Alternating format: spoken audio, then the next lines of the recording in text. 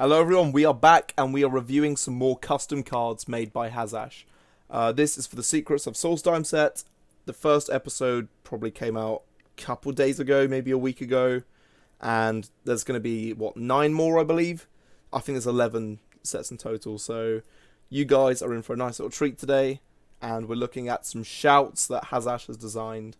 Of course, all these cards are custom, but you know, they're very cool promises, and it's always nice and fun to look through as a man who personally loves custom cards. So, as you can see, the first one that we have to look at is a strength-based card called Battle Fury, a 4-cost shout which will give a friendly creature +1/+1, and it can't damage your opponent this turn. It then gets to battle an enemy creature. Then it, at level 2, goes up to +2/+2, battles 2 enemy creatures. Level 3, +3/+3, battles 3 enemy creatures.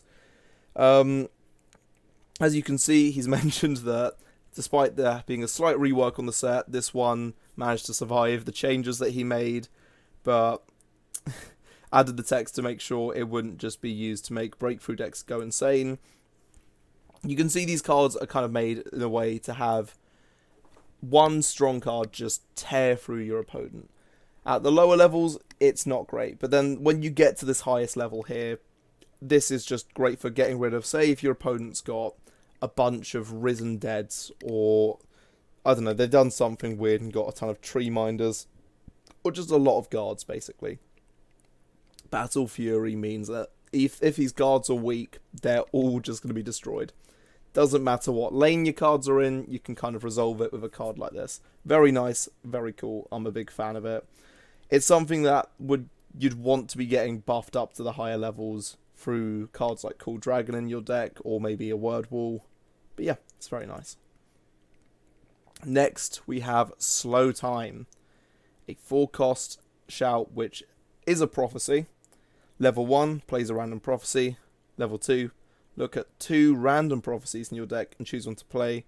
Level 3, look at 3 random prophecies and choose one to play. So there's 2 things about this card which I think are very key points to make. So the first one here is that at higher levels, obviously, it means that when a rune's broken, you're able to almost pick something that's specific to your kind of current situation that will help you out and be really nice to optimize.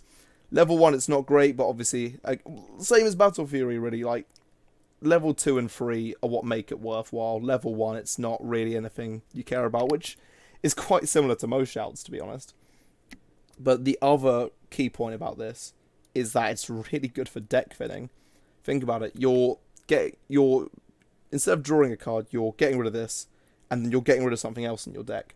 You're thinning out cards that you wouldn't really want to be drawing on your... I was about to say draw phase, this isn't Yu-Gi-Oh! But you know what I mean. You wouldn't want to draw these on your turn.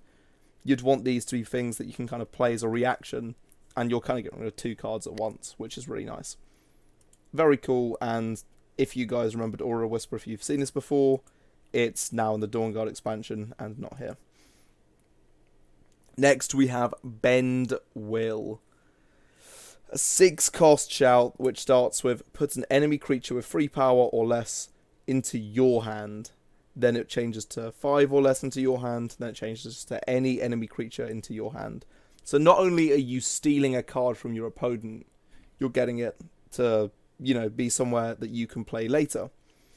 I do like the idea of this. I think this is very cool. I think the fact that it's 6 cost, it makes sense. Because, you're not only taking something away from your opponent, you're giving yourself the opportunity to play it later.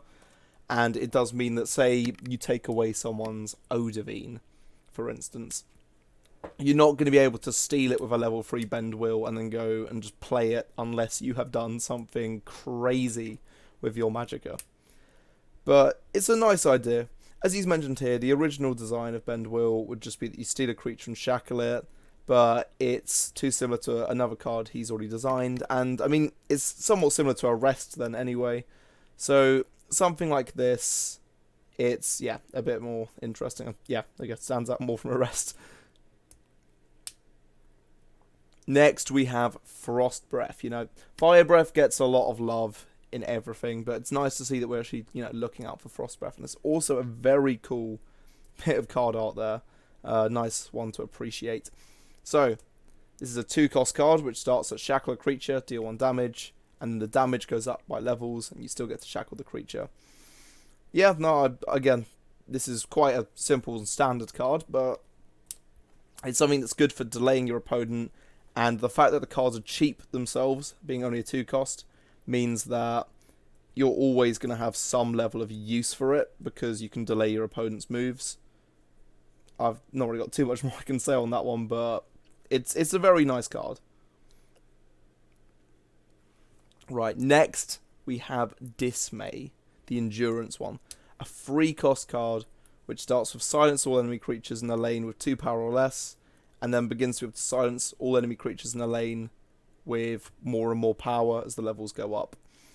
It's an interesting premise, and something I would say about this, which I think does make it very, very powerful, is that obviously when you get to late game, yeah, you'll have some ridiculously strong monsters, but near the early game and even in the mid game, a lot of the cards which are really useful and utilized by a lot of decks will have lower power than other cards. So there's quite often that this will become a full lane silence and would give you a very good advantage, especially if, say, your opponent's heavily dependent on guards, heavily dependent on, you know, something that's going to have a slay ability, a pilfer ability.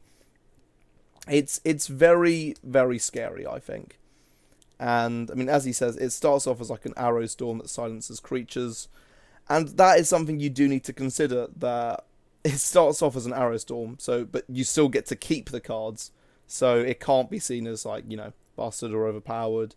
But it's definitely, as he's put, there's a logic behind it to make sure that it has a place in the game. It's not just going to be copying another card. It's got its own kind of legs to stand on and own reason for it. Finally, we have... No, we do not. Okay, we've got 2 more, sorry.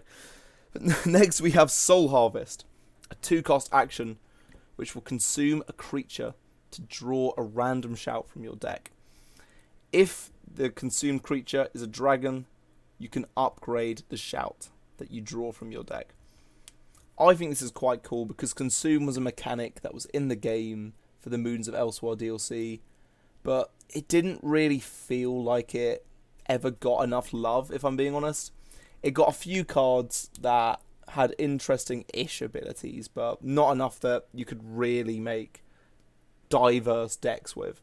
So, kind of fitting Consume to somewhat have a bit of logic with dragons, I think is really cool. And as he's put here, you know, sorry, I just read the Hazash Canon of Legends. This, yeah, sorry, that just threw me off a bit, but very cool. Yeah, it's a cool mechanic, and it's nice to see it fit in, especially as a favourite deck of mine to play when I wanted to ruin other people's days would be Dragon Resurrection. The fact that you're easily just able to get a dragon in the graveyard then, and then you'd play something like Soul Harvest, you could not only do a nice little combo of Midnight Burial, Dragon in the Graveyard, consume it, boom, shout upgraded. The one consideration I'll say with this, though, is imagine you've got Alduin in your deck. Alduin likes dragons in the graveyard. If you're playing a dragon shout hybrid deck, you'd have to kind of balance that correctly to make sure that you're happy to lose a dragon in the graveyard, but at the same time, you know, you'll be upgrading a shout, which might help you out a lot more. And if the shout's something like Cool Dragon, you'll be getting a dragon back anyway, but it'll be a stronger one. And now finally, we have the Elder Dragon, a 6-cost 5/5 with the ability the first time you play a shout each turn, Elder Dragon gains power and health equal to its level. I nearly thought it said cost for a second there, and I would have been like, okay, what's going on? But no, I think that's a really nice card for dragons, and the fact that it's neutral means it can fit into any of these decks very easily. And that versatility is something that's, I think, very heavily needed sometimes in Legends.